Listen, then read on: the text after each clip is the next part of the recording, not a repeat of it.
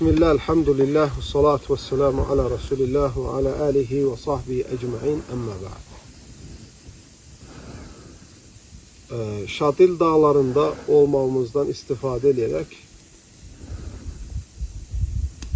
birbirimize nəsihət eləməmiz lazımdır. Kısa olarak bugünkü nəsihətim ondan ibarətdir ki, bu elmi bir məsələdir. Elm adamları adətən və yaxud da elm adamı kimi görünənlər adətən üç qismə bölünür. Birinci qism odur ki, ancaq insanların razılığını qazanmağa çalışır. Ətrafına böyük kütlə adam toplamağa çalışır. Dəvəti bunun üzərindədir. Məsələn, görür ki, cəmaata belə desə, cəmaat ondan zəhləsi gedəcək, cəmaat onu tərk eləyəcək, onu tənqid eləyəcək. O şeyləri demir. Hətta şəriətə müxalif olsa, insanların razı qaldığı şeylərdən danışır. Bir toplum belədir, ancaq kimin dərdini çəkir? İnsanların özünə maksimum kütlə toplasın.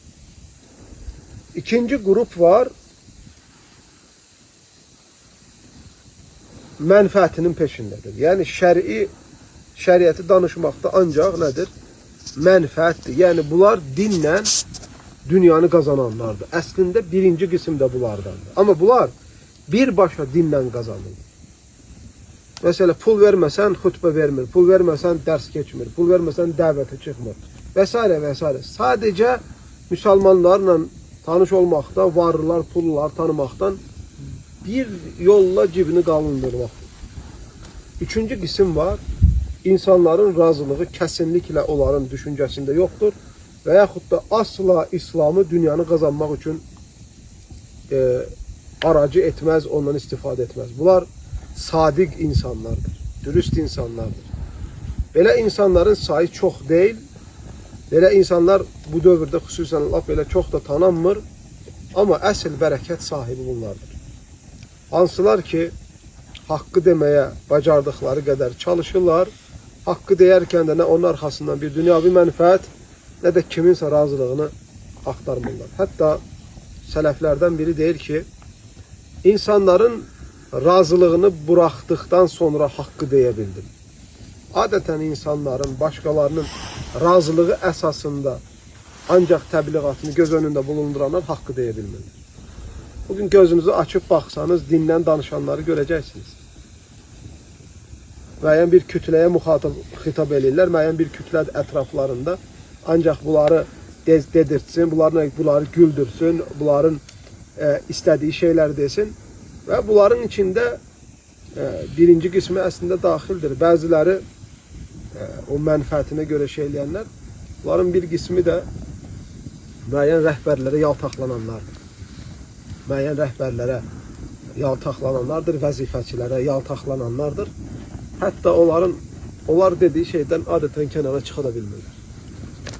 Onun üçün qardaşlar, hər xütbə verən, hər dindən danışan, hər kitab oxuyan, hər ayə deyə bilənlər, bunlar din adamları deyil.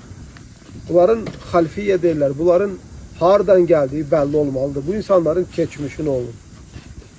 Bu insanlar elmlə məşhur olmazdan qabaq, bunların xarakterləri, bunların xasiyyətləri, hətta bunların dünyavi təhsil dönəmləri nə olub, bunların hamısı araşdırılmalıdır.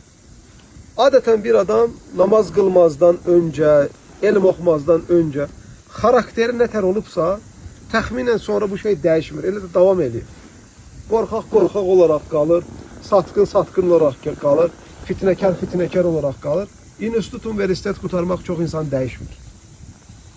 Ona görə biz elm aldığımız adamların əvvəlini bilməmiz, onların hansı xarakterə, hansı xüsusiyyətlərə, xislətlərə malik olduğunu maksimum dərəcədə öyrənməliyik və biz bunu araşdırsaq görərik ki, əslində cərh tədil elmi demirik, hədis elmində. Cərh tədil alimləri buna çox ilgi göstəriblər. İnsanların xarakterini tanımaq. Bunu da adətən bəsirət sahibi olanlar, İslami elmdən xəbər olanlar tezliklə çözə bilir. Uca olan Allah haqqı bilib, ona əməl eləyib, sadəcə onun rızası üçün danışanlardan eləsin cümləmi. Amin. Selamun Aleyküm ve Rahmetullah.